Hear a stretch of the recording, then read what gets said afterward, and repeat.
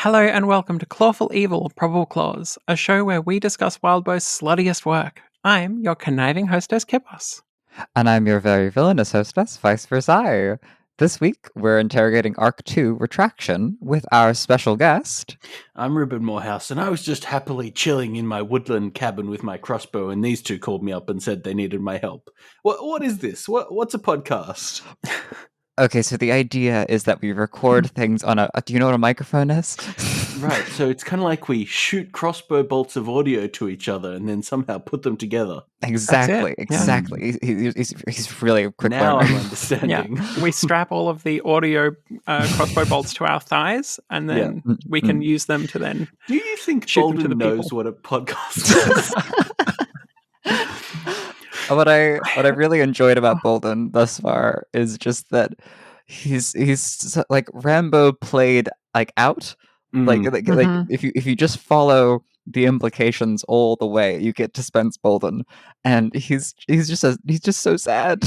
I think he's surprisingly well adjusted for who he is. You know That's what I mean? true. Like, Yeah, he actually seems to be doing okay. Like, he's prickly with the rest of the team. I guess we'll call it a team, but he's not as bad as he could have been. Really, He's definitely not the kind of person to socialize willingly. yeah, but that doesn't mean that he's handling it poorly. It's just like if there was ever a place to talk about how poorly you're doing, it is on your deathbed. And like him freaking out and like telling Carson that he feels like his whole body is a sewer was just really like I didn't want him to die after that. I was like, oh no, like give him time. Get this man in therapy. Are there any like wise stags that he could talk to in the woods? any like elder beasts that can provide the emotional support he requires? as long as they can be around someone who's brined in piss and cum, I think that's all you need, really, is just an elder stag that he can listen to that is okay with being around someone that's brined in piss and cum.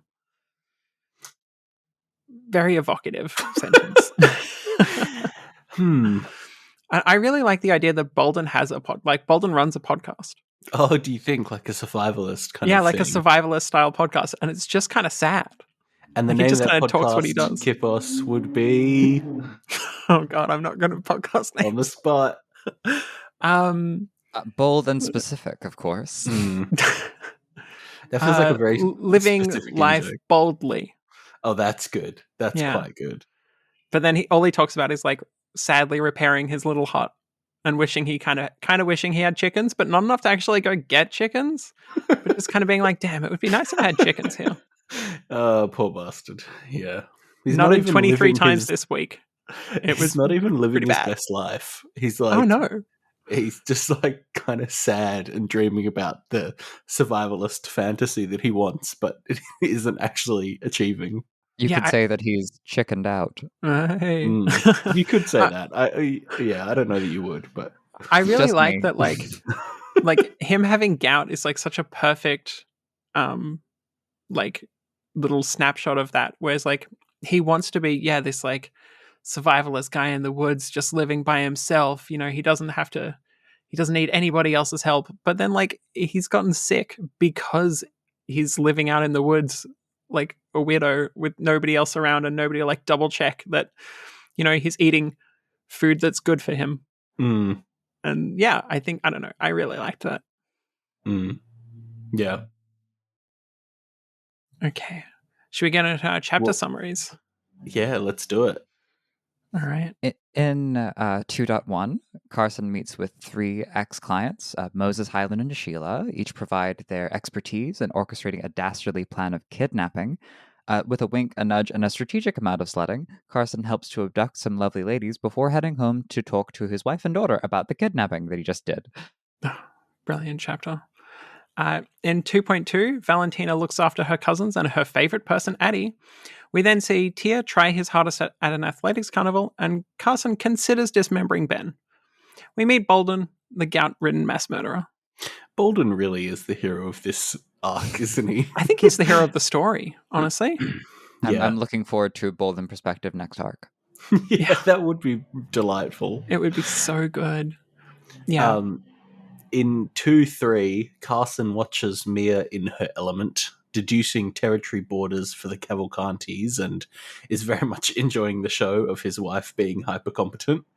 They then kick into action the next part of their plan, which is hitting weak links to try and set Davy up against his family, but unfortunately something goes wrong. Mia warns them not to move ahead with the hit, but it's too late.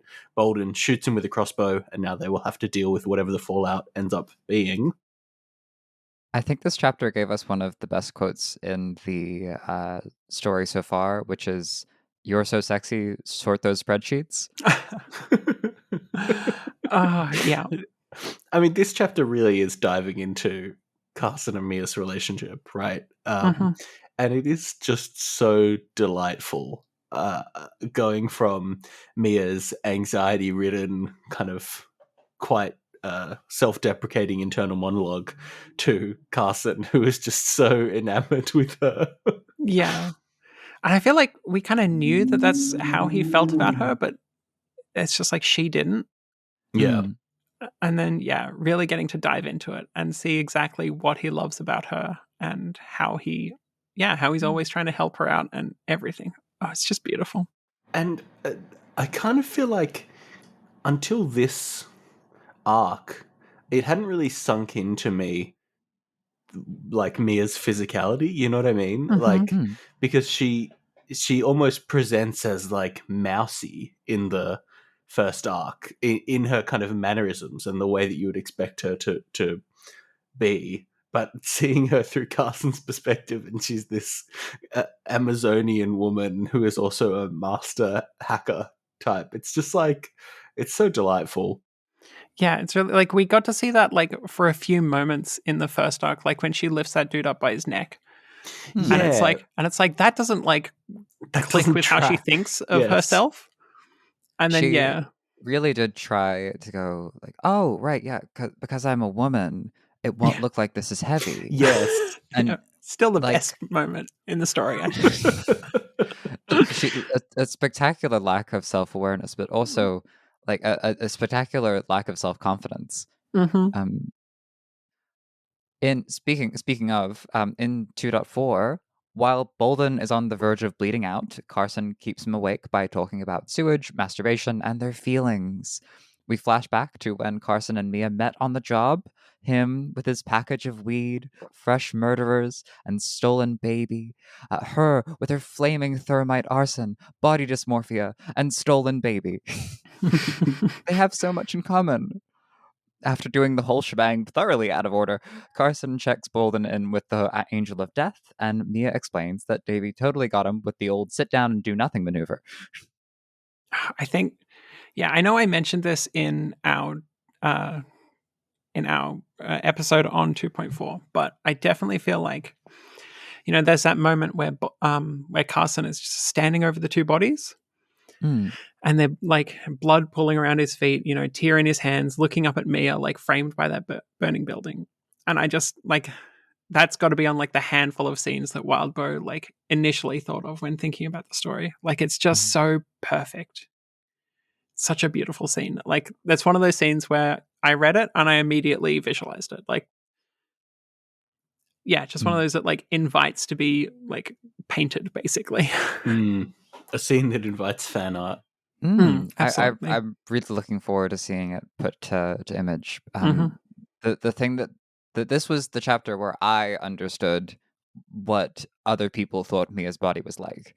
Because Carson's response to it of just like, what the hell? What?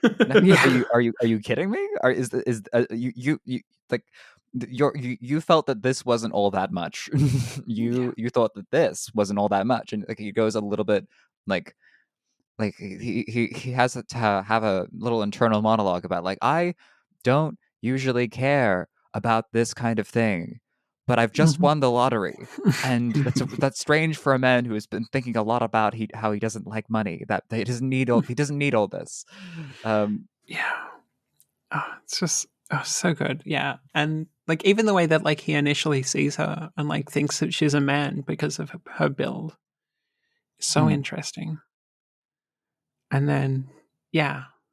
we kind of see her, like seeing her from his perspective is kind of like seeing her from like in at the athletics carnival. It's noted that like a lot of the like older women there will hit on Carson like pretty commonly.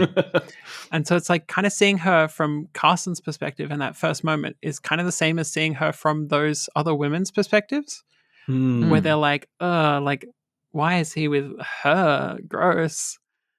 But then obviously, like, we see her from Carson's perspective now, and he's like, oh my, this is my Amazonian, like, queen. Yeah. Yeah. Okay. So in 2.5, Carson and the kids make dinner together before the Civil Warriors strike. The power goes out across the city, and Carson has to navigate Mia's injury, the kids, friendly neighbors, and the paranoia that this is all a ploy from the Cavalcantes. Carson goes to meet Highland, and the two bond over how much they love Mia before jumping into a firefight. It is interesting that we get this scene, because I had kind of forgotten about the blackout stuff, because it doesn't quite resolve into what the tension is wanting it to resolve into, almost, of Davies in the house. Yeah. But then we get that next chapter. It's so interesting. I hadn't put together, like, there's almost a fake out of this in 2.5, and then it kind of happens in 2.6. It's like the cinematography of like jump scares, where if you like are like listening to what they do with the soundtrack and like looking at it structurally, you can go, I think I'm about to get jump scared, and then you can deflate it before it hits. So getting this sort of like fake, like faint out, oh, we thought we were gonna get a encounter at the house, but we didn't. So then when it does happen, it really gets us. It almost lulls us into like a false sense of security of, oh, is he at the house? No, how would he have found them at the house? Like, that doesn't quite work. Oh shit, no, he is. Yeah, it's that great moment of like, because it kind of builds up to that tension and then kind of releases it softly, you're like, oh, well, no, he doesn't know where they live. Like, this was the point where if he knew where they lived, he would be attacking because of like, and causing the blackout. But then, no, he does know where they live, and he's just been putting it together in the background. Yeah. So yeah, in 2.6, Carson's in action mode. He's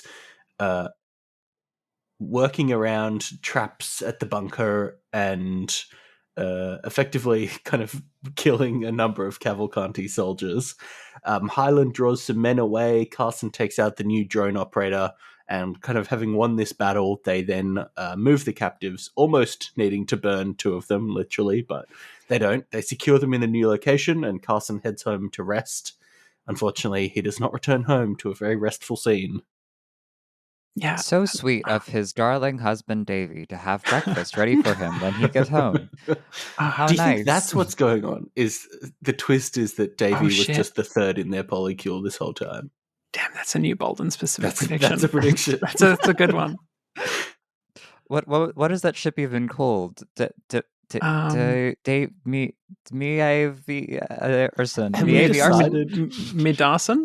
Is there a kind of fan canonical couple name for Mia and Carson? Oh shit, I don't think so. I don't think so. Arson? Arson? I mean arson, but Arson that's is just good. Carson. That is how they met. There's no Mia in there. It's so sweet. I like Caria. Oh, Caramia. Caramia. Oh, that's good. I like that one. That's the Clawful Evil Probable Clause official ship name. Caramia. Okay, but so then if we add Davy into that, it becomes Caramiad? Caramia? Caramia Cavalcanti. Now that's the name. That's good. That's good. I think that's it. So good. Yeah. That just 2.6 is just so, it's like, it's so effectively brutal in the first half, and it like lures you in so well, and then the second half is so tense that you just kind of forget about, like, you're just like, oh well, Mia's fine, like she's just helping, she's just busy helping. Yeah, it's so interesting going from arc 1, which is Mia, the guy in the chair or whatever, and she's never really, she's in danger at times, and she's doing subterfuge, like the carrying a Val in the big tote bag thing, but there's not any firefights really. And now we switch to Carson's perspective, and it's just like shooting and getting shot constantly. Yeah, it's so much more action oriented, and it's really fun having like the juxtaposition of the two, and then it really helps make you see like just how perfect these guys fit together as a both as a couple and as like a crime duo. Yeah, They just complement each other perfectly. They really cover each other's weaknesses, I guess, if that's the word.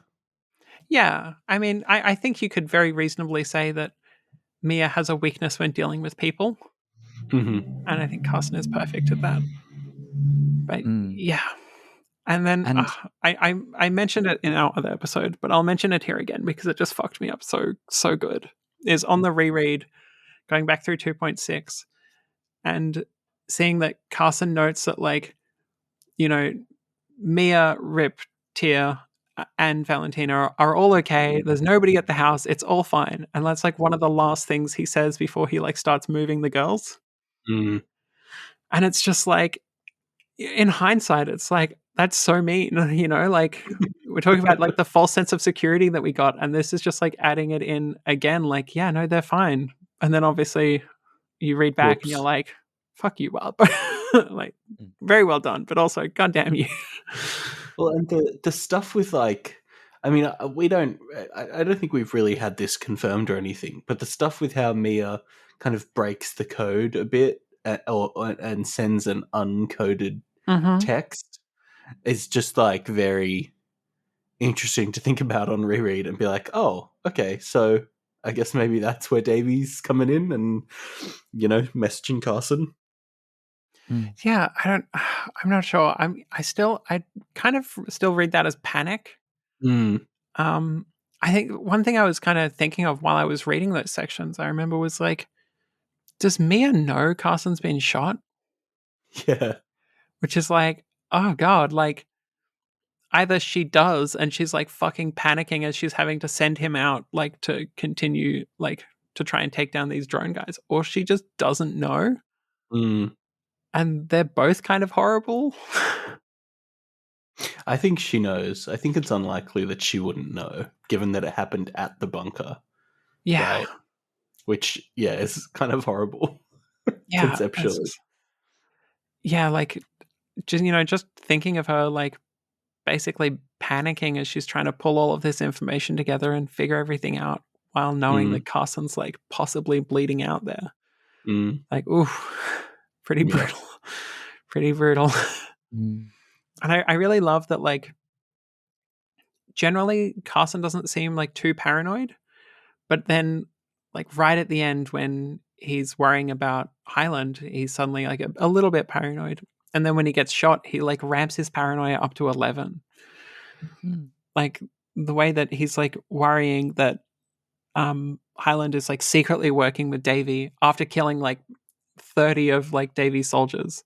And like, oh, he's just waiting for like this one chance to shoot me in the back as I'm like running to get the eyes of this drone. And it's like, he would have just killed you when you came in. Like, yeah, there's not a single way in hell that this would work out where he had betrayed you. But it's interesting that he would be so paranoid of Highlander when, of course, for their entire marriage, Mia has been that level of I can't quite trust you with him. Yeah. And in 2.6, he reflects on how like, when I get home, I'm going to tell my wife about how we could have like a backup car and like more traps, and that would be like sweet nothings to her. And right now, I really understand that it's this moment of empathy. But I think the whole chapter is empathetic to where Mia is at, because like Carson is in like I've just been shot levels of cortisol and pain and distress, and Mia has a injury that has literally never gone away that floods her system with cortisol all the time. And it's like the fact that there is a parallel between Carson functioning under pressure and Mia functioning in her normal, and the two of them having an understanding there,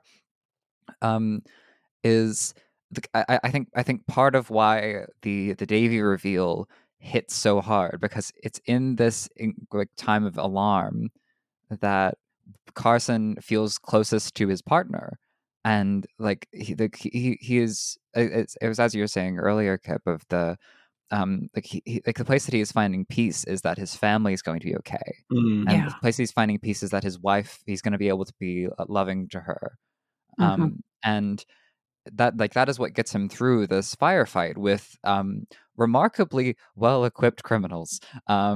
like with their satellite drones and little sniper finding guider cameras, um, and the fact that we as readers get centered on that foundation of like that's where he finds his security in this time of like panic, like empathy with his partner, means that like that false sense of security from the chapter before is just really lining up us to get stabbed in the back at the very end. And um the thing about that stands out to me the most is that when we were in Mia's head looking at Carson from the outside, um there was a lot of speculation about whether Carson was like just in it for the long haul as like a secret agent, or Mhm. like maybe he was working with the law somehow. Like there was a lot of entertaining of Mia's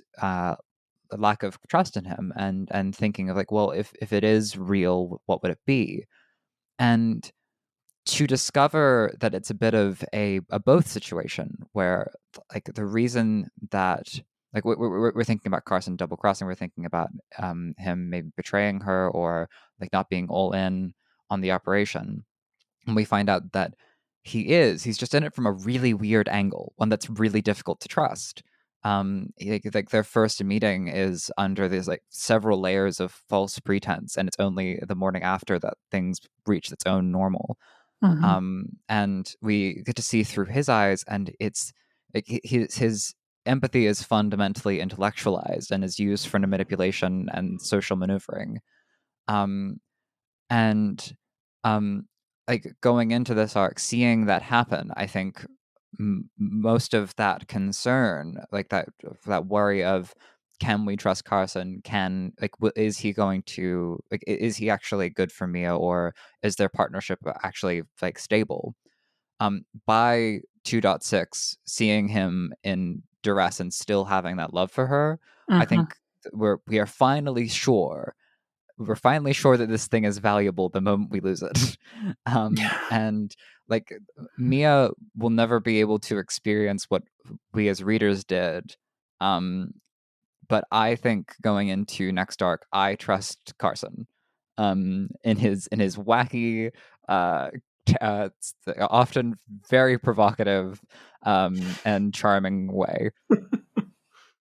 Yeah, yeah, I think I definitely agree with that. Just yeah, like I know, like I think in our first episode of this arc, I was kind of wondering like, does he love her, or is he kind of like addicted to her? Or and I think I've definitely come around. I definitely think Carson loves Mia like a lot. I think it's their relationship is beautiful and fucked up and weird, but it's beautiful. They're such terrible people. They're perfect for each other. Absolutely, I love them so much. It's an interesting question. How are we feeling about Mia and Carson's crimes lately? Like, where are we rating them ethically? You know? We've Oh, really got a gradient, don't we? Mm-hmm. There's a lot of extremes on the scale simultaneously. yeah, the ethical question about Mia and Carson is difficult because I mean, like a lot of the time, yeah, they're pretty unethical people. Pretty bad. Like, even when they're defending themselves here against the soldiers, it's because they kidnapped 3 young women. Like, Yeah, it's yeah. not They've good. put themselves in a situation where they need to make, like, you could almost defend it by saying they're now in kind of a needing to make decisions that are grey to survive place, Hmm. Yeah. but they've really put themselves in that place multiple Yeah, times. Yes. Yeah, exactly. Well, like, there's a yeah. certain degree of bit commitment that comes from being in a situation where you've stolen 2 children and you murdered you've murdered some murderers, A you've lot of burned down a people, building, yeah. you've carried some weed, and like now you're waking up in bed together and you're looking at the rest of your life and you're just going like, what are we gonna do now? Are we gonna do more crime? And just sort of try like I'll do some crime if you do some crime. Oh, let's be bad. Let's do some crime together. It's the most of 2.6 is like violent murder of violent murderers. Mm. So Carson pulls through on what we see as his first murder, is like Bolden touches on it, like, are you did you learn to kill, or are you the kind of person that kills? Carson says that's a very fuzzy line. And we see that the manner in which Carson uses violence is pretty consistently, I do horrible things to horrible people. Mm. Um, but then we have these like edge cases of him like just going up to Mia and saying, "Can you convince me not to dismember Ben?" Which is a really weird framing of the idea. Like, were Yeah. you going to do it if I didn't convince you otherwise? Why did you come to me to convince you otherwise? Like, is that just is this a really poorly told joke? And then we have the question of Addie. We have the whole conversation with Valentina about whether something can be done to her vindictively. Mm. And then there's Carson is in his state of high paranoia, low empathy, shock, like almost just leaves her behind to burn. Mm. Yeah. And like that's his pattern of violence, wobbling either side of some very different questions. But like staging one way out from murder and like killing those who kill, very Batman type of execution stuff, which cinema loves, but not really something that a human being should be doing with their time. Well, except, yeah, I think burning the girls is like, I mean, other than, Rip and Tear, the girls are the closest we have to innocence in this whole conflict so far, right? Yeah. Like, now hold on. Addie was Oh, mean yeah, at apart from school. Addie. oh yeah, sure. And as we know from Wildbow Works, bullying is a crime punishable by death. Yeah. That's the moral. But no, like, I think they are, again, other than Rip and Tear, and I guess Valentina as well. They're the closest we have to innocence, and the fact that Carson's just willing to burn 2 of them alive is pretty. Or we don't know alive. Maybe he would have killed them first and then burnt them. But how polite! Yeah, So polite. I think he was planning to burn them because I guess opening up the door is a risk when you're injured. Yeah, it's just. I mean, that's big, right? The fact that he would burn 2 innocent girls is big. The reason I connect the Ben conversation and the Addie conversation with Valentina is I think Carson is sort of he describes his relationship with Mia and his kid's life as an illusion that he has to fight to keep whole. Like when he pulls out a gun for home defense when the blackout happens, he is thinking that he is about to shatter the illusion for the sake of keeping people alive. Yeah. And what I think that means overall is that Carson, ethically speaking, is aware that he is doing wrong, and like it's that whole thing with Mia saying like, "And we're good people" as like the 4th point in the conversation, where like it's something that he's doing on purpose. It's a veneer. It's a rule that he's trying to keep up, but it's not a law. If he let himself go, he could do much worse wrong. And that he engages with the conversations about Ben and Addie in a very serious, I could absolutely pull through with this way. I can't tell if that's because he is like genuinely has no qualms about pulling through on those things, or is trying to like reroute his evaluations of them so that he can draw lines that he doesn't otherwise feel. Because ethically speaking, if like we're only going to judge him by his actions, he did manage to not burn a child to death, which is a low bar. It's an incredibly low bar. But he did clear it. And if we're going, and if you're going to make that happen, and you're a criminal that is kidnapping children, like at that point you've already violated your code of ethics or your standards so much that coming at it from a practical angle to make it a sensible thing to do might be the only method to durably set those sorts of boundaries. Um, so like why is it that like these two are at the line that they are and haven't crossed it yet? I think it is that sort of intellectual, like continuous intellectualizing of things where they like those lines in the sand of we're not that bad, we are good people, getting reinforced by like the tension of if we did cross this line, this thing would become more difficult. And like we have it with Mia as well. In the previous arc, so like she talked about like kidnapping a child that was being bartered in a divorce. Um, and we know now that she would absolutely have adopted that child given the chance. If there was such a single chink in the armor, she would have just snatched them up. But she in that tension managed to justify taking money to hold on to a kid. And I simply think that these people could be so much worse, and the ways that they try to hold themselves back from escalating further are really interesting. Yeah. Yeah, I definitely agree. But they are bad people also. Oh, yes, they're bad people. I might have skipped that step. They're terrible. Yeah. And I These are love crimes. them. And I love them. So here's a question. We've been kind of talking about the perspective of Mia and Carson since we've had their POVs. Do you think we're ever going to go back to Mia POV? Like, will we get another Mia POV arc at some point? I kind of feel like if we do, it's arc 6. You know, like it's the final arc. It's the end. I'm kind of thinking yes. I don't know. I feel like it's an excellent bookend for the book. It's just back to Mia. See how I finish it out. But yeah, I in other Wild Bow works we have interludes where like single chapters of glimpsing other perspectives. And I can imagine an epilogue where the structure of the epilogue is getting to visit each perspective that we have seen over the course of the story. Fun. Yeah. Which might not mean that arc 6 is Mia, but rather the epilogue has a Mia chapter, maybe at the very last chapter. But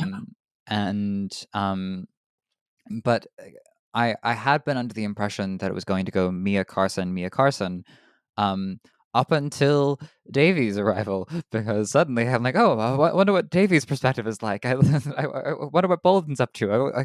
It's like there's enough of a vibrant cast here that you could maybe have perspectives from everyone. And we talked about this in the latest debriefing episode of how might have like a children's arc or a mercenaries arc. Imagine having a drone guy chapter now that he can't walk. I wonder what he thinks of Mia. I don't know if we're going to get a full drone guy arc.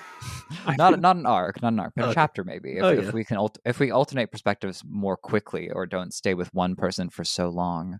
I digress. I feel like to answer your question, Mia might be a long while off. Yeah, I feel like it'd be interesting just thinking about like obviously Davy's our big bad here, and like in a traditional Wild Bow story, as much as there is, you know, a quote unquote traditional Wild Bow story, because he does change it up pretty fucking regularly. But in like a more typical Wild Bow story, you'd kind of expect to see a Davy interlude. Like maybe in the second last arc, you'd see like a Davy interlude. And so I guess I'm kind of like thinking along those lines of like, yeah, like Davy's perspective would be amazing to see. And it's obviously like it's something that Wild Bow generally gives us is like, and like a chapter from the point of view of the bad guy. So it's like, are we going to get a Davy arc? Like, at least like the final arc maybe is Davy as like everything like collapses around him. That's interesting. You're right. A Davy interlude is something we probably would get at some point in this story if it had interludes. Yeah. But I don't want to empathize with Davy. So. And that's understandable. In the words of a wise woman that I trust very much, fuck that guy. Yeah. Yeah. Fuck that guy. But yeah, I don't know. I mean, I think like there is fundamentally a lot that you can empathize with Davy on, though. Like, yeah, he's a monster, but like you can see in his own like thoughts, he doesn't think of himself as a monster because, oh, my older brother, he's the monster. He's the real monster. Yeah, Yeah. Yeah, that's so interesting. Nicholas. Yeah. So yeah, and growing up in organized crime and having these expectations and all of that. Yeah, I think it's, and like knowing that like he's purposefully like taking a smaller like area of the city to control for his own. Mm. Like there is stuff to dig into there He's and so really humble. interesting questions. Yeah. But it's like, so I think I kind of am like kind of desperate for that Davy point of view. Mm. But yeah, I mean also like no, I mean I don't want to empathize with him. He's an asshole. Like he has like a subordinate that like puts people in comas or not comas actually in his basement and takes them apart like he's a monster. Yeah. But so are Mia and Carson, and I do love them. So yeah, I know it's an interesting thought, and I'm very excited to see who like what our arc perspectives are going to be because yeah, it's just it's so fun like when we don't have interludes and we're just like bouncing between all of these characters. Like there's so much area there that's like ripe for conflict and curious perspectives. I'm just excited. Yeah. Okay. So, do we want to talk about some impressions of our characters? Oh, Bolden. Oh, Bolden. Bolden. We talked about the jump, but he really is. He really is, Mm. He's Yeah. I I think that with those sort of Arnold Schwarzenegger, like Rambo type, like John Wick type characters of just like, Mm-hmm. imagine if one guy was just super good at everything and he was just the best at violence and he just sort of went through things and hit them really hard and then they died. Like that character has very little room for a like I think an engagement with um the like how to frame this without offending every single comic nerd ever. How to put this without making it clear that I haven't seen every John Wick. How to put this? When Bolden was shot, and his immediate response was, "God damn it!" um, it sounded like he was just going to be a bit miffed about having been hit. Mm-hmm. And that's very action movie. That's like, oh Mm. no, I'm going to have to grunt and try harder with my infinite supply of stamina. It could have been like Ram from RRR, sort of like, oh, I've taken an injury that a normal human would be put down by, but because I'm so cool, I'm gonna keep going, and you won't notice because you're so excited about how cool I am. Instead, Bolden starts like he's ready to die. He Yeah. talks to Carson as though he's going to be dropped like dead meat. He's thinking about his family. Like his life is flashing before his eyes. Things are like really like little things are really getting to him. When like just hearing his name, just being called Bolden, and he's reminded of what it was like to resettle, and um, he just becomes this open wound of a person Yeah. and talks about how he feels like if his dad's mouth was a sewer because of his bad habits, then Bolden's whole body is a sewer because of his lifestyle. Yeah. And that sort of, I think it is the perhaps the most sincere engagement with the practicalities of being that sort of machismo. Mm. Mm-hmm. Like if you really did train in like alone in the forest do your like 1,000 sit-ups, 1,000 push-ups every day, and you really could depend on only yourself, you would be sad, Yeah. and you would miss your family, and you would feel like you couldn't date anyone because you wouldn't have like the self-image like to be proud of anymore. And I think a lot of that sort of alpha male like holding that like idolizing the image of like that sort of character um is straining against the truth of that. Mm-hmm. Like I'm reminded of like the people who will have like early heart attacks because they got too big into hustle culture and weren't eating or sleeping properly because they were on that grind set. Yeah. And so like they overexhausted their muscles, they never let themselves rest, they had 5 hours of sleep each morning, and they just die from exhaustion. And I think Bolden is a really sincere representation of that. And it works so well to actually give us a Rambo character, because the fact that he is doing so poorly makes his badassery more believable. Yeah. Like, of course, he can hit someone with a crossbow, like right between the eyes.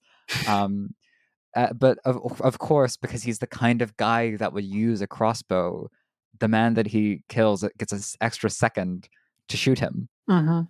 Um, and um, when we meet him with his and he introduces himself and he just says that he has gout and that he's going to be a bit slower than he would otherwise like to be, I thought it was like a light nerfing, like I've told you how cool this guy is going to be, but if he gets dwarfed, it's because he's not well. Mm-hmm. And within that like little like duology, that dichotomy between he is incredibly independent, but also he's not doing very well, evolved a whole character that I really want to see more of.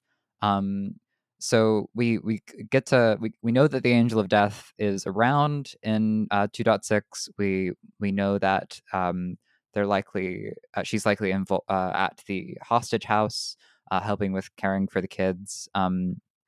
And uh, we know that Highland, Moses, and Bolden are in that area, and I just really want to see more from him, because there's more there.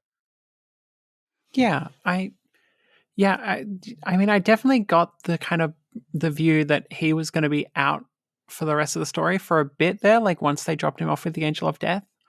But then in 2.6, they do mention bringing him back, and like now, knowing that something is going to be happening with Mia and Carson around Davy, like, yeah, I do think he'll be back in. I'm very very excited to see, yeah, the natural extension of Rambo as a sad sick man. I think the thing that's really intriguing to me about that is this kind of vibe that not only are they losing resources, but they're getting more and more injured over Yeah, time, right? Like, presumably, this story isn't going to take place over 6 months or a year. We're talking time frame of weeks here, right? So yeah, the fact that basically everyone is somewhat injured now, and it's only going to get worse, and they're losing safe houses and bunkers and things like. I don't know. It's going to get scrappier and scrappier, and I think that's really interesting to think about for the progression of this story. yeah. Well, I think I might have floated this on an episode. I certainly wrote it in my live read. Like an interesting, like alternate way for the story to go would be like we start with Mia's perspective, and then we just run through perspectives of people that support her as they each die before we end up in Mia's perspective in the final arc. Mm. And like we're not quite at that level of oh god, like Mia's going to be left just Alone. completely alone and having to Yeah. deal with this. But like we kind of not completely, but we are in a sense. Like yeah, like their house is no longer safe. Like the kids are now in danger. Like their bunker was specifically noted to be like the fallback point of the fallback point. Like if everything else is fucked, they can go to that bunker and hide out. And Mm. now they can't anymore, and it's not like they can take like the girls to a different bunker that they have. Like they have to just find an abandoned building, which is, yeah. yeah, it's really interesting the way that like, and this is only arc 2. Like, we have presumably 4 more arcs. Like, what the fuck? My goodness, the pace of this, it's just Oh yeah. It's definitely giving Pact and Worm. More Pact. Just That's good though. I love the fast-paced. Yeah, same. I adore it. Yeah, like it's just we're going downhill and we just keep on accelerating down that hill, and that's very exciting to me. Yeah. I will say I really enjoyed Carlson. Just as a character, he's so much fun. He was such a slut at the start, and then that kind of he was still a bit slutty in the middle. And I know he's still a slut in his heart right at the end there, so that's all that matters to me, really. Consistent sluttery. He is good. He's so fun, brilliant perspective character to be in. Yeah. Yeah. It's yeah, he was just so fun, like so competent in such complementary ways to Mia. And yeah, just really, really fun. You know, and he had his action movie moments, which I think he deserved. So I think that's great. I was having a conversation with a friend that wants to write an essay on what it is to slut it up. Oh, that's fun. The idea like centering about her like a relationship with being sexually provocative and like being desired as a sort of like a tension between what is like very male gaze, what is like fashion industry, what is like very external versus what is something that you might genuinely want or like draw strength from. And in this like at the beginning of this arc, Carson is just frolicking in his body. His wife is watching from the sidelines, so his relationships are stable. It almost resembles play, where Yeah. he's having an absolute blast just being attractive and like going to dance, and then like he like slips into bed without any intent to initiate anything, but just in the nude because he thinks that his wife will find that fun. Yeah. And sure enough, but it's this relationship with the world in his body where it's just a very adult form of play. He's just having a bit of fun with it. He's put so much glitter on it. He's just lounging in the door frame, like, look at me, aren't I splendid? So brilliant. And that like I associate that sort of liveliness with sort of party going like early 20s or like bar scene kind of late night bender sort of picture. So to see a married man with like the full knowledge of his wife go and have fun is it's, I he uses the chance to articulate that thing that he did do when he was younger and like fit a bit more into that stereotype where he would try and like get into the like into the top floor, specialist top floor most premium part of the party. So he's been at it for a while, but there's no midlife crisis here. He gets to keep his hobbies in his committed relationship, and his hobby is just being hot. I love that. I love him so much. It's so good. He's just being hot is a very fun way to frame it. And like his flirting as well. No, excuse me. Yeah, the way that he was like flirting and stuff, it's just so fun. Like, yeah. Like, you know, being like, oh, you know, oh, you work out? Oh, it's like tennis, right? And she's like, no, volleyball. And he just like looks in her eyes and is like, oh, fuck. Like, like, you know what you're doing, you goddamn whore. Like, I love it. Oh, can I touch your muscles? Oh my god. Oh, he's so ridiculous. Like, yeah. I think that just immediately made me fall like head over heels completely in love with this character. Like, he's so much fun. I have this mental image of you know that thing that kids will do where the parents are showing like, any degree of like romance or attraction for one another, and they just go, "Ooh, gross." Just like at some point, the Ripley and Tier having like just Carson laying it on thick for Mia once they're all safe and all well, and Davy's no longer in their home, and the two kids just yowling in fear, just like, oh no, Dad's being dumb. Oh, it's terrible. Like that is like I think that's the picture of the family at peace. Yeah. Tier did eat all my fries. Oh, so brilliant. I just, yeah. I mean, I do think that's right. Like, I think that's kind of like, that's the perfect family picture, except also you forgot Valentina, who is also there being mildly uncomfortable. But yeah, I think that is their family at peace. I think Valentina is just correcting the position of this new skull that she's got on her shelf. It has some burn marks on it. She's collecting them because we mustn't forget these are terrible people, and they're all going to grow up that way. That's true.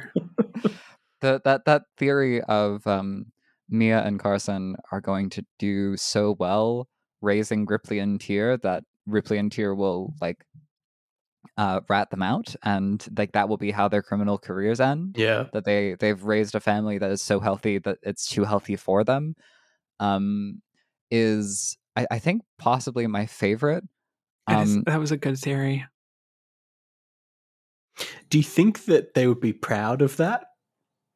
What do you think their reaction to that would be? I think no, because I think Mia particularly is like family above everything. So like taking any moves to like break up the family, I think Mia she would see be that upset. as too much of a betrayal. Yeah. And she needs enrichment is the thing. Like if you tell Mia to stop doing crimes, she's going to ask what else she's supposed to hack in spreadsheet. Exactly. So I can see it going like in an absolutely ideal world. The two of them get ratted out, and Carson argues that, oh, like we'll keep each other's company, it'll be fine. Or they like retire to a cabin as like a house arrest thing. And Mia is just playing like simultaneous Scrabble and like churning through Sudokus and just keeping herself occupied with as many like board games as possible. Actually, I feel like Mia would be like the perfect EVE Online player. Resource management. Yeah. Resource management, and she just needs a fake simulated economy. That's what's going to keep her within on the up and up within the moral sphere. I don't know if you've seen like there are some stories that come out of EVE Online every few years about like people like doing like perfect OPSEC and like infiltrating like a company in EVE for multiple years only to like rat them out and like turn over all their assets to another group. And I think Mia would be perfect in EVE. That's all I'm saying there. Like, yeah. EVE is like the wholesome version of the timeline. That's it. This is where the timeline splits between Claw and real life. There's EVE in real life and there isn't in Claw. And so without EVE, Mia has to turn to crime, really. Yeah. And it's all downhill from there. So really Claw just has a pro gamer message. Yeah, capital G gamer. Anyway, moving right along from that message, which I just want to make it clear, we don't support. Capital G gamers are not supported by this podcast. Well, really? Oh no. Yeah, little G gamers are fine, but capital G is out. Okay. I just need to get out of the capital. And if we knew anybody that like was starting a gaming podcast, maybe called like We Love Games or something, I don't know, maybe equivalent to that, I think they would be cancelled on Twitter by us. Well, my favorite game is Stellar Blade. Jesus Christ. Oh my god. I if someone gets me started on Wingspan, Hive, or Hades, I can't stop talking for about an hour. So let's move right on. We should move on then, yeah. Okay. So, do we have any reveals that we want to talk about? Some really cool reveals, because there were some I good ones. feel like we've talked about a few of these already, but I mean, just the ending of the arc is pretty. It's a pretty good slam dunk, isn't it? Davy Yeah. in the house. Yeah. It's so good. It's like that's one of those ones you read and you go, okay, this arc's over. Like, don't know what's going to happen Oh next, yeah. but it's no longer this. Like, this is just the perfect place to leave this arc. Mm. And yeah, like, it's just so beautiful. It it comes out of nowhere, but like at the same time, like it doesn't, because like, you know, you've got this rising tension and you've had these worries and everything, obviously, that Wildbow's like tried to give us this false sense of security about. So it's not like it's come out of nowhere in that like it's completely unexpected and they're like, oh, that's weird. But like it's come out of nowhere in that like the story has been kind of saying, no, it's fine. Don't worry. Like Yeah. everyone's going to be okay. There's no way he would know about where they live. Yeah, that would be crazy. And I then, mean, yeah. what would he even need? A satellite? Yeah. Um, the thing that got to me in this was the reveal of Tyr's backstory. Mm-hmm. Um, because you know, I wouldn't say that as a person going through modern life, I support ethical kidnapping. And you can take the sound clip of that almost perfectly. But I don't support ethical kidnapping because generally speaking, I don't think it's possible. Um, however, Yeah. um, we get the one true example of if no one had abducted Tyr or like, apparently Child Protective Services. I mean, like they're everything. Every public service is in shambles at the moment. Mm-hmm. If no one had abducted Tyr, um, he would be dead, or he would be growing up to die. Yeah. There, the parent, his parents having the explicit, uh, like job, like the Jesus, yeah. vocation of murdering children on camera. Um, that's like I think that's the sensible line where you kind of gotta like take the rules of society and just put them to the left for a second and go, we didn't design these to accommodate this scenario. Mm-hmm. um and so we have when Tyr is kidnapped and his parents are murdered.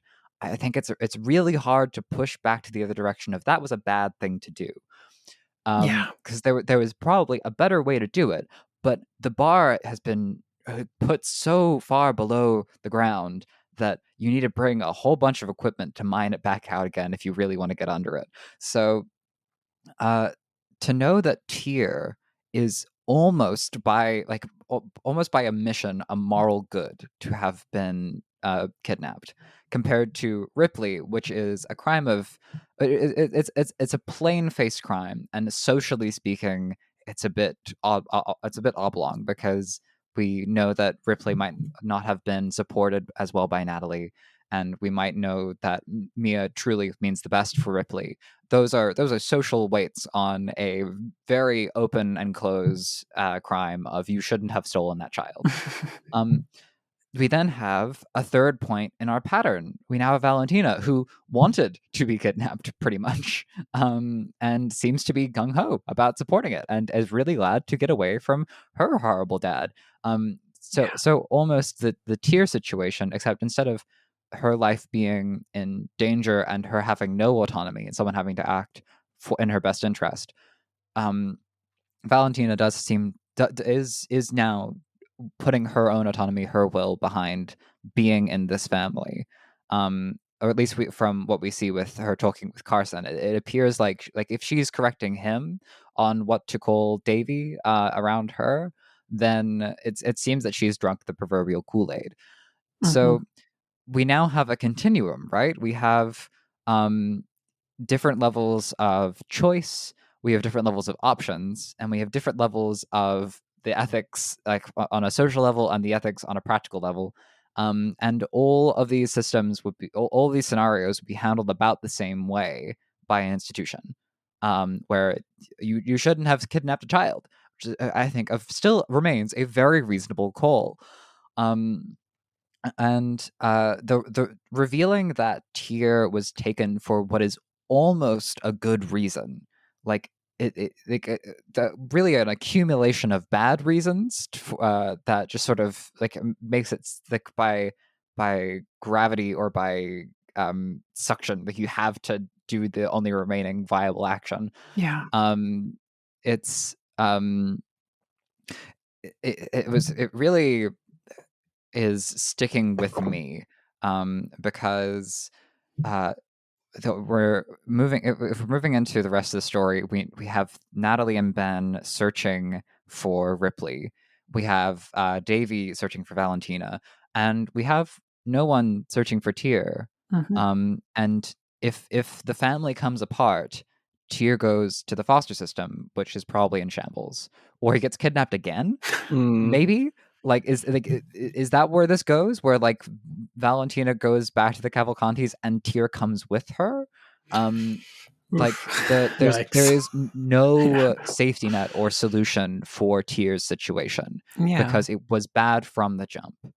And when you add in like this, we only get a brief glimpse of the kind of people that his parents were, but it seems reasonable to assume that Tyr might have medical problems going forward, because it seems like his mother was drinking or like very, very much not looking after herself while she had him.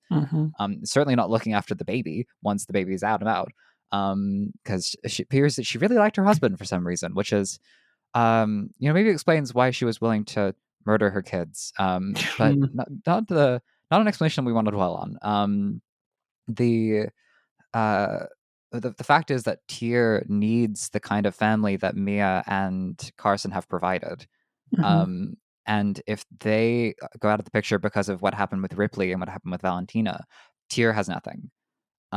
So I am really, really interested to see what happens there. Because suddenly we have someone who truly loses out and does not deserve to lose out if this house of cards falls. Yeah. Yeah. It's well spoken. So do you think Val going back to the Cavalcantis and bringing Tyr, is that a prediction or just yeah, you know what? Sure, bold and specific prediction. And lock it in. I will lock that in. I think that if Val is caught, she takes Tyr with her, and simply because, like I imagine that if Natalie catches the situation with Ripley, Natalie would not bother to take Tyr. Probably from the much more reasonable ethical stance of I'm not gonna become a kidnapper now that I have my kid back. Like I like to consider myself not the kind of person that does vengeful crimes, which is rare these days, apparently in this setting. But yes, that's my bold and specific prediction. That's a good one. I do want to talk about just very quickly about the satellites. So earlier on in this arc, I did twig to a possible like 3-beat coming up, which is like when Carson first arrives at the bunker with Valentina, noting like he looks for drones and he's like, well, if there are drones, we're fucked. And then later in the hospital where he asks, Mia if the room is bugged, and notes are like, well, if the room was bugged, like then we'd be fucked already. And I just really like that with the satellites of like, the satellite was there like the whole fucking time. And yeah, as soon as the satellite was there, like they were fucked and they had no ability to do anything about it. The only thing that they could have done is potentially notice that there was a satellite above them, which I don't think you can really realistically do without specialized equipment. Yeah. The fact that he was looking up and thinking, where are the drones? Like looking up into the sky, and means the satellite would have had a perfect image of his face looking up at it is just heartbreaking. Yeah, and it's just like, it's so, so good. And I did really enjoy that reveal of like, yeah, like, you know, they just checked for like bunkers because that's a pretty reasonable assumption that someone might have put, you know, people in a bunker. Oh, there's about 20 bunkers that went up in the last like 10 years. Yeah, you can check 20 bunkers if you've got like 300 people at your like beck and call. That's easy. And yeah, like then like going through the images and being like, oh, you know, here's two people that look disturbingly like Mia and Carson. Like, that's pretty fucking suspicious. Like, I did really like it.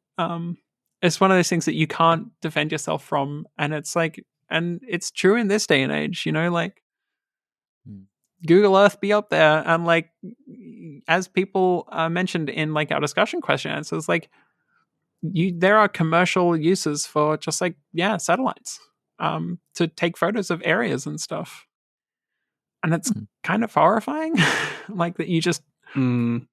You know, as kind of the world has come along more into the 21st century, you just kind of have more of an assumption of surveillance. And that sucks. So in George Orwell's novel, 1984, goodness gracious, I studied that 3 times. God. And the thing that is done in that book is that all along everything was known. There was never a point of real freedom or a point of real privacy. And the sort of violence of being known, of like, and having no choice but to be known, especially when in the earlier arcs, having Mia really trying to teach her kids just how important it is to like to have digital hygiene, to not be caught on cameras, to not be like too savvy in social media, is like this is her worst nightmare, specifically, where no amount of paranoia, no amount of looking over her shoulder could ever have protected her from this. Yeah. Which is And beautiful, you know, in its own fucked up way. It is the fact that the correct paranoia would have been yes. Like, don't ask if, the answer is definitely. It is terrible, but within it, I think going into this next arc, there's been a lot of theorizing. People don't know how they're gonna get out of this one. The one that has stuck with me is that Mia and Carson are going to survive with the skin of their teeth somehow. Maybe they are captured and like made to work for him, or something along those lines, or like there's a mission that Davy needs them for. Whatever it is, if I think Mia's natural emotional response to it, to like knowing that satellites are in play and like she's never going to have privacy no matter how hard she tries, is to steal the satellites. So I think that Mia and Carson are going to try and take over the Cavalcanti operation. Yeah, that's a good, bold, and specific. I do prediction. really like that. I'm just throwing them out there. I'm thinking about the future. Okay. Yeah, it's a good one. Yeah, it is. Yeah, I like it. Do we want to chat quickly about the arc name? Retraction. Retraction. What does it mean? Well, it's when something just sort of goes backward. Define retraction. When it go in. Let's see, Google. Taking back something previously said. But you can also retraction as like a, almost as like a censoring, right? But redacted, yeah, I can't. I really struggled to think of good applications for this in the art. Yeah.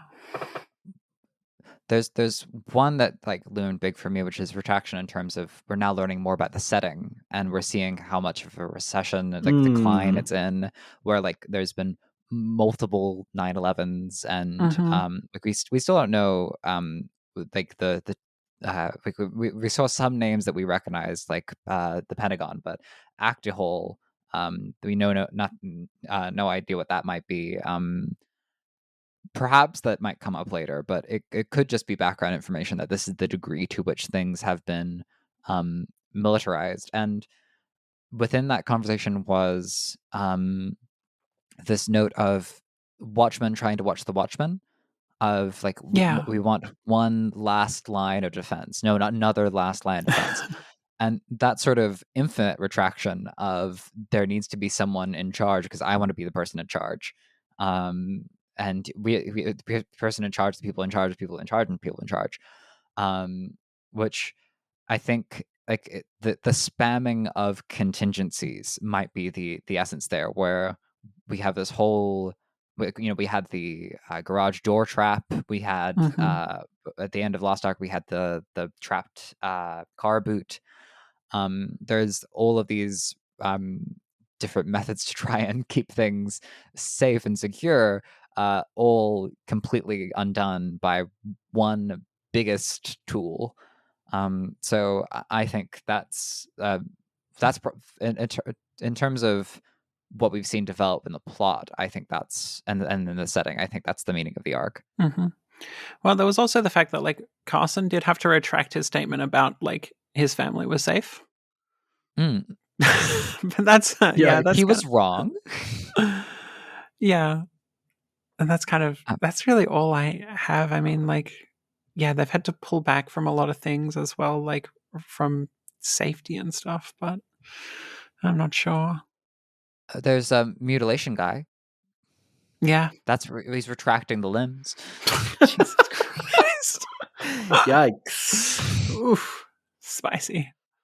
I also think you can maybe see it as like if someone goes too far on something, and they do something they regret and they have to retract it or try and prove that like that they've changed, that sort of thing. That would relate to Carson's behavior after meeting Mia for the first time, where they had this very false pretense initial engagement, and then he had to work, or he's committed himself to working his way into her trust. And of course, it's retraction because the kind of thing that a claw could do, to be on theme. But for the wider like semantic idea space, I think that might be part of what gets touched on. Yeah, I like it. Makes sense. I've done plenty of these throughout the whole episode, so I'm going to leave the floor to y'all. What are your bold and specific predictions?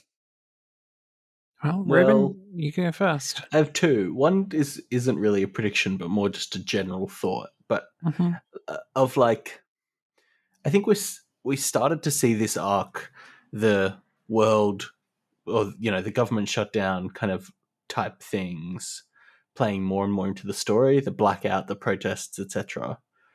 But still are kind of set dressing and not actively playing a role in the plot as much, right? So I don't know if it's a prediction, but I do think there's going to be more of that, and maybe something will more actively tie into the plot with that. Like, I don't know what exactly. Yeah.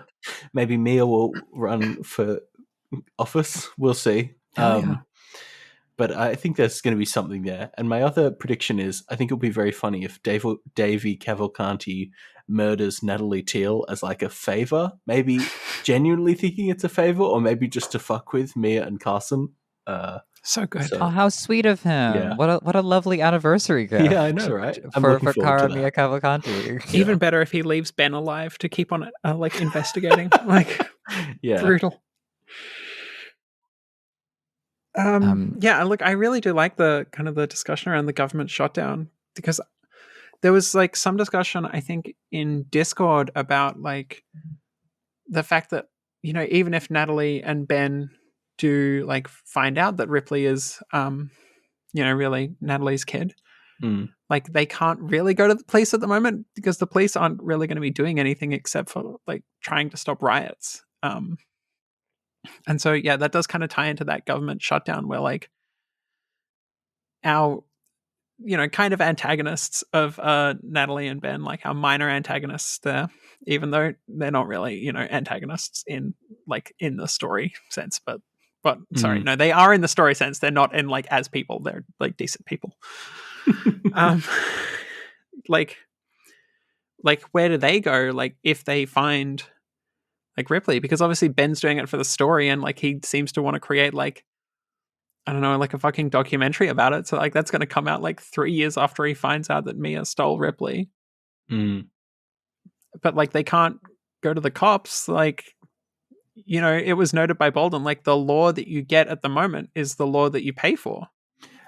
I think even just Natalie confronting Rip and being like, "Hey, you're actually my daughter," like that's going to throw a pretty big bomb into her home life, regardless of how the legals work out. Oh my goodness!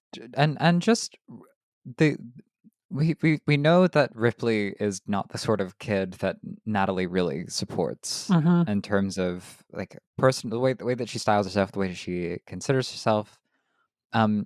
So the way that conversation would go would be so poorly.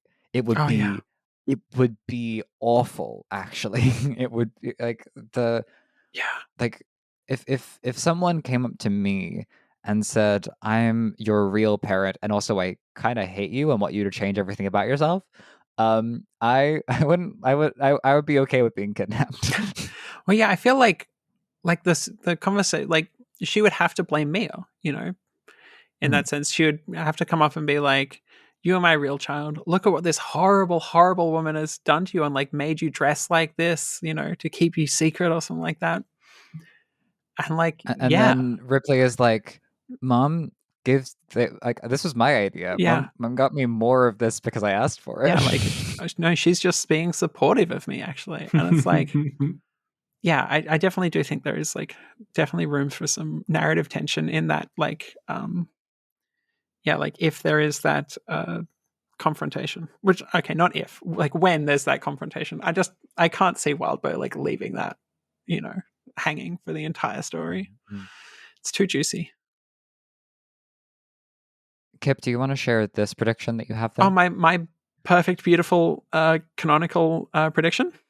Yeah, the one that's very well evidenced and has plentiful like support, and like I think really is perfectly reasonable to assert. Yeah. I thought that was already canon. I didn't realize this was a fiction. Sorry, I guess it is a little bit pointless because it is confirmed canonically. So yeah, the trio of girls that they kidnapped were just whispering together because they're all in a relationship, and they don't know how to explain to the boomers of Carson and Highlander what like polyamory is. So they were like, "Hey babes, I hope you're doing really well. Like, I'm so sorry we haven't been able to hang out. Like my schedule's been so busy with being kidnapped. Oh, what? You want us to speak louder? Oh, I need to pee so badly. Oh my god." Like, oh my god, I need to be alone with my friends right now. My besties. My closest, goodest friends. So yeah. So I think that's canon. Yeah. And it's crazy that they didn't feel prepared to have that conversation because, of course, if they had spoken up, I mean, Bolden would have been able to go on about how him and Max are going on their first date where they're going to go sniping together, and Carson could have talked about his relationship with Mia and Davey, and it would have been fine. It would have been fine. So that's a lesson to all you people out there. Just be honest with the people around you. And you might find out that they're more accepting than you think. Communicate your expectations. That's truly beautiful. Thank you.